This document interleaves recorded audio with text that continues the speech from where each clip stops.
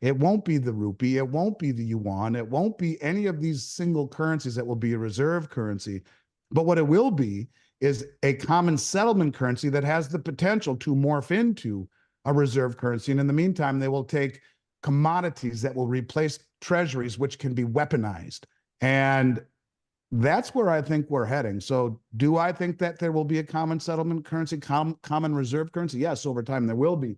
But, at this point right now, we're not there. But the settling in local currencies and the buying of gold instead of treasuries is chipping away at the dollar hegemony little by little for sure. The price of yellow metal in India has almost tripled in 10 years, with the rate rising above 900% in a decade. Physical gold does not carry the counterparty risk of other financial paper assets. This means its value is not dependent on any entity's ability to fulfill contractual obligations. Gold prices sank in all major currencies on Friday, dropping $80 an ounce in 6 hours and falling faster than global stock markets, bond prices, Bitcoin, and copper after stronger than expected U.S. jobs data worsened the steep plunge in the precious metal already made on news that the People's Bank of China didn't buy any bullion for its official reserves last month. However, Peter Schiff and other gold advocates predict that the recent announcements are part of a strategy to drive investors away from gold and silver so that the Chinese government can buy more precious metals at lower prices. David Tate, CEO of the World Gold Council, WGC, told Reuters on the sidelines of the Asia-Pacific Precious Metals Conference in Singapore. But they are just waiting and watching. They will resume if prices correct to the $2,200 per ounce level. AndySchectman recently appeared in an interview on Capital Cosm's YouTube channel. Before we continue to discuss this, please subscribe to our channel and activate the bell icon for timely updates. What they have done, first and foremost, over the last year is sell treasuries and buy gold to replace treasuries. You go back to the year 2000. Treasury market's been really, since 2000, hasn't done much at all with the low interest rates, right? But if you look at what gold has done, it's up 900%. It's way outperformed the bond market. It's outperformed the stock market. It's outperformed the S&P. It's averaged 9.5% or so per year compounding. The S&P like 7.5%, 8%, even with reinvestment of dividends. And so when you talk about the performance of the bond market, it's way outperformed the gold market. But what does it have? It has a gold is an asset that simultaneously carries no counterparty liability. It can't be defaulted on. It can't be sanctioned or stolen. So they are selling treasuries and if you look at the treasury holdings, China's down to 700 billion. They were at 3 trillion. They're selling treasuries slowly, not too fast, to spike rates and to cut off their nose to spite their face. I think commodities have a greater value than currency at this point. Zoltan Pozsar, who used to be at the Fed, is a very smart man, said we are now in Bretton Woods 3. Remember Bretton Woods 1 when we became the pound sterling, took over for the pound sterling. Bretton Woods 2 loosely when we became the petrodollar. Bretton Woods 3, he says, is a system that will be defined by transparency, a la blockchain, and commodities, a la gold. And that's what these countries are doing. Now, we will find out which of the 36 countries are going to be admitted that have formally applied. And I think what they're waiting for is to have a large enough mass where, to your point, if, let's say we have a BRICS settlement currency, and to me, gold, see, right now, the settlement and all of these deals, like Iran just did a deal with China to modernize their biggest airport, worth several $billion they're paying for it in oil. All of these things would have settled in dollars, and excess reserves would have gone into treasuries. Chipping away at the settlement status of the dollar is all of these countries using their local currencies to do transactions. Chipping away at the reserve status of the dollar is the shedding of treasuries, which is the reserve, and buying gold instead of treasuries.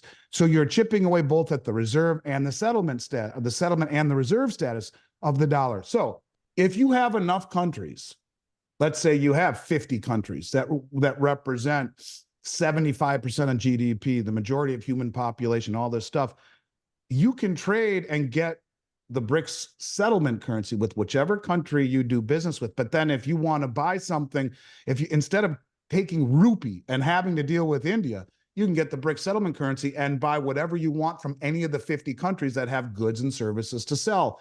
And then the proceeds, the excess reserves, are piled into gold, at least for now, until they issue or have a vibrant enough bond market. That's a long ways away. It won't be the rupee. It won't be the yuan. It won't be any of these single currencies that will be a reserve currency. But what it will be is a common settlement currency that has the potential to morph into a reserve currency. And in the meantime, they will take commodities that will replace treasuries, which can be weaponized. And that's where I think we're heading. So do I think that there will be a common settlement currency, common reserve currency? Yes, over time there will be. But, at this point right now, we're not there. But the settling in local currencies and the buying of gold instead of treasuries is chipping away at the dollar hegemony little by little for sure. The Kobayashi letter shared a post on X about the global debt crisis. The post reads, "The global debt crisis.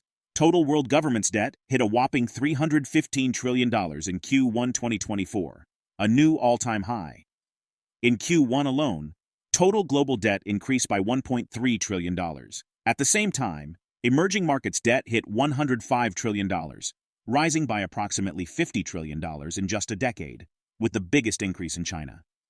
Across developed markets, the US and Japan have added the most debt. The global debt to GDP ratio has surged to 333%, just below a record high of 362% in 2021. Debt is becoming the global solution. After several countries repatriated their gold, the Bank of International Settlements, BIS, reclassified gold as a Tier 1 asset in 2019. Previously, gold was classified as a Tier 3 asset, which meant that if it appeared on a balance sheet, it was only valued at 50% of its actual value. Under the new rules, central banks can count their gold holdings at market value equivalent to cash, meaning that gold is now valued at 100%. Now, let's get back to the interview. I hope I'm wrong, but ask yourself, how the hell do you pull up from a nosedive where you have 200 trillion in debt and no manufacturing base and rising inflation and lost our trust around the globe by weaponizing the dollar and confiscating assets, when the rest of the world, or much of it, looks at us as being hypocritical? So where are we? I don't know, man. I don't even look at the micro. I look at the big picture. And to me, it's not about return on your money. It's about return of. And I think that's the most important thing at this point. So we go back to the August meeting in Johannesburg, and in the BRICS, the chairmanship or the presidency chairmanship rotates each year. Last year it was in South Africa. This year it's in Russia. And a lot of people, James Rickards, who I'm friendly with, I had the good fortune of talking to him about this last July in person down here at Rick Rule's conference in Boca. And he was under the impression that they would issue a common settlement currency. And I use the word specifically, a settlement currency, in August. Last year, they didn't. He also said a couple things that I've been saying for 3 years, that the Eurasian Economic Union, which are all the former Russian countries that end in stan, and the Shanghai Cooperation Organization, the largest financial and regional financial and military organization on the planet, that they're going to join the BRICS. In fact, the president of Belarus just called for a summit to do just that. They're going to join. Neither of these things happened in August. But what did happen was that they said, listen, we need to go back to the drawing board. And I want you to bring all your finance ministers back to the meeting in October, this coming October in Russia, present your findings on a common settlement currency. In the meantime, we want to trade in local currencies with one another and settle things that way. So if you realize that Sergei Glaziev, who was the Russian finance minister that for 3 years said that they will have a common settlement currency, and it will be pegged to a basket of commodities and a basket of currencies of the countries that are involved. Understand this, first and foremost, that I believe the commodities he's talking about largely is gold. And the reason I say that is that in 2019, the Bank of International Settlements, which is the most powerful bank in the world, the central bank, reclassified gold as the only Tier 1 reserve asset next to U.S. Treasuries, the only other one. It's been for 75 years, basically, U.S. dollars and treasuries were Tier 1 asset for a central bank, riskless. Gold, just out of the blue, is also Tier 1. And if you look at the amount of gold that the central banks have been buying largely since 2017 quietly, and then repatriating their gold, like the Bank of India just repatriated all their gold from the Bank of England. All of the Saudi Arabia just repatriated all their gold from the New York Fed, as did several African countries, as did the Bundesbank of Germany, the Dutch National Bank, the Bank of Austria, Poland, Hungary, Turkey, the Czech Bank. They all repatriated their gold, and they have been buying more gold as a group over the last 3 years than any time in central bank history. What are your thoughts on AndySchectman's interview? Drop your comments in the comment section below. If you find this video informative, remember to support our channel and turn on notifications to stay informed about our latest videos. See you in the following video.